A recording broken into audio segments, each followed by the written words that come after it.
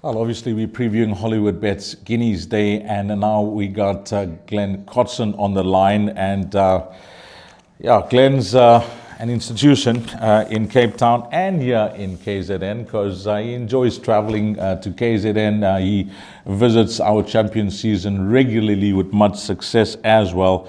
And the one thing about Glen is that he's always approachable. Whenever you want him for a comment or for an interview, he's there. Glen, thank you for your time. I really appreciate it on this Friday. Yeah, pleasure, Deez. How you been? How's the family? How's everything? How's the horses, more importantly? Yeah, look, as we always say, there's just one more sleep to go. Everything just has to be right to win these Group 1s, and you don't need any hiccups, so we count the days off as we go along. But as I say, one more sleep and then we're there. We can't wait for the challenge that's been set in front of us. Cousin Casey's exceptionally well, as is his stable companion. Our son's also having his first run in a Group 1, so he's really excited. Famous and rich, but it's amazing build up to this race. I mean, with all the Joburg top horses, Mike de Kock's bringing down some super horses, as is that colt that beat them all the other day I think in the prelims to the Dingans. So it's an exciting race, and of course we've got the hype horse. I mean, that everybody's talking about, unbeaten. It's going to be so exciting. It's about time we've had this buzz again. It's been dying in racing, and it's so exciting for everybody. I'm so pleased the media's got behind it, and we're really chuffed. Okay, let's talk about cousin Casey a bit. He deserves his airtime. He's our Equus champion juvenile, and what great memories he's already given us so early in his career. I mean, that was absolutely superb, the way he trained down here in KZN. So look, he's done everything right, as you know. He hasn't been beaten around the bend yet. Obviously, there will be a day when it happens, but hopefully not tomorrow. But he's a great horse. I mean, he's quite versatile. He can go from start to finish. He can drop out and run on. He's just one of those really good horses, and as much as we think we've done everything right, I think he does it right for himself and basically puts himself in the right position.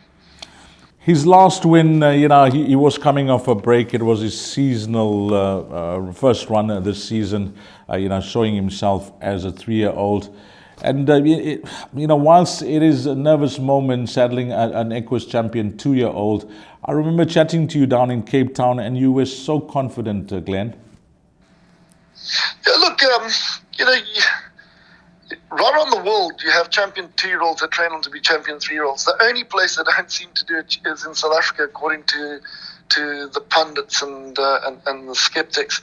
But I mean, Princess Victoria won 2 Group 1s and 2 Group 2s as a 2-year-old. She then went on to be champion 3-year-old and won another 3 Group 1s. She was just a phenomenal filly. It's just a matter of how you place them and what you do with them. Just don't burn them out. But yeah, look, he actually, as a 3-year-old, won his race. He turned 3 officially only on the 14th of November. So he was still just recently turned 3 when he did one. So it's a couple of days prior to winning that race. So yeah, it is exciting. There's so much more to come. We've got a brilliant summer season programmed for him, and hopefully we go from the Guineas to the Derby and then put him away, and then set him up for the KZN champion season. I want to touch on the betting with you, whether you use it as a guide or not, or trainers don't even take interest of it.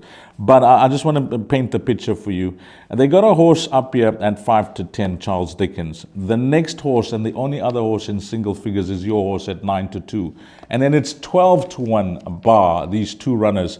Is that a fair reflection on where these horses are in their career for this race? Well, if you want my synopsis, I think that they've created a hype, which has created a market, which has created the bookmaker's book. A lot of people are falling into it. They're not looking at the bigger picture. They're taking the 4-10 and they're having a bet. So I ask myself this: would you take 4-10 to win on Charles Dickens, or would you take 3-10 for Cousin Casey to run in the first 4? To me, it's a no-brainer. I'd like to put the 100,000 on at 3-10, take the 30 grand for 3 minutes work, and off you go. Sure. The risk is less. So, yeah, him being at 4-1 is also crazy. I mean, if you take his cousin Casey's 5 wins, there's collateral form and winners. There's something like 14 or 15 winners out of that form line, including the Dingots.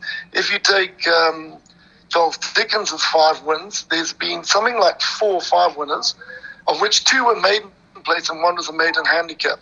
So, if you just take just that alone, the whole thing's wrong, in my opinion. So, if I was a bookmaker, I'd be laying the 4-10 favourite. But saying that, Jeepers, he's been impressive.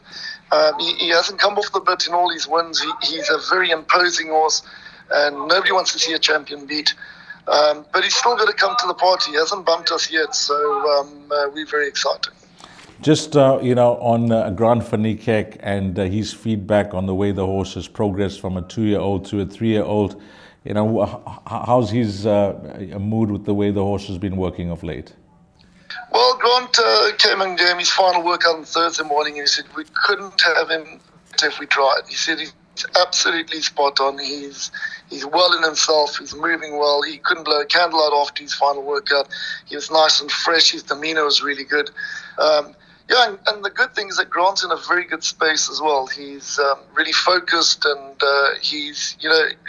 Grant on his day is probably one of the world's best jockeys. And the good news is that he's over all his injuries. I think that really got him down, because every time he rode, he was in pain. And now that he's sorted that out, he's back on track. I think from God, from Grant's words to God's ears, I think we're very, very excited.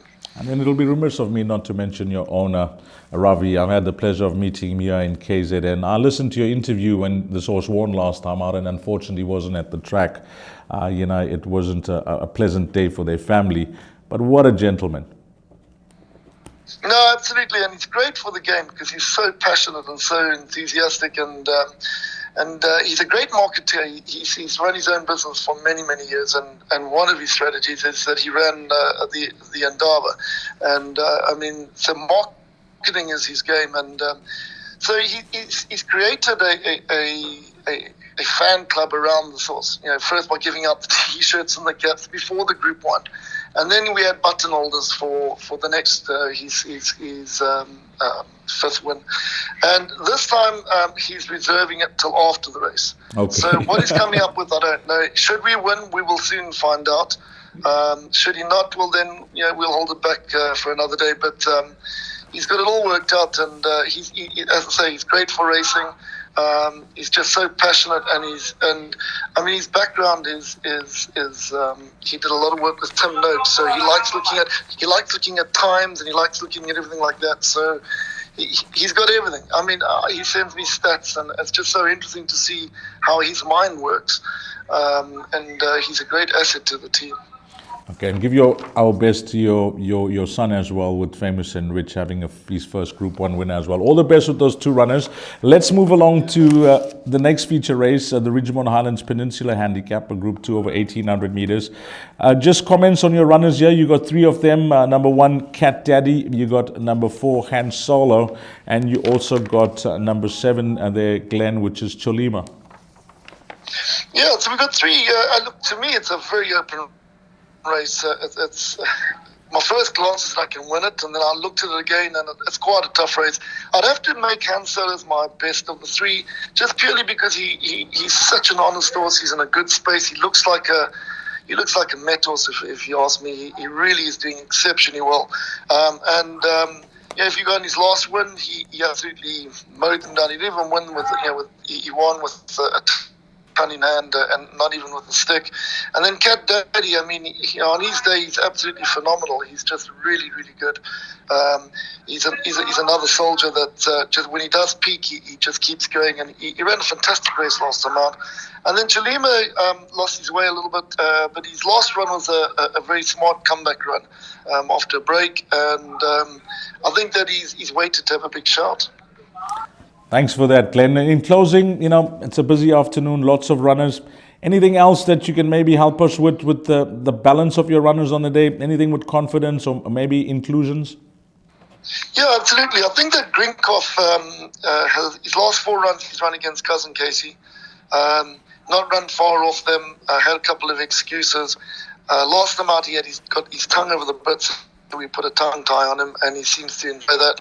I think he's down 4 or 5 divisions. He's definitely a huge runner. Northern Song ran two cracking races, and I think you've got to include him in everything. And there's a little horse called Silver Salmon. He didn't run a bad race after a long layoff. It's a very open field up. I'd put him in anyway.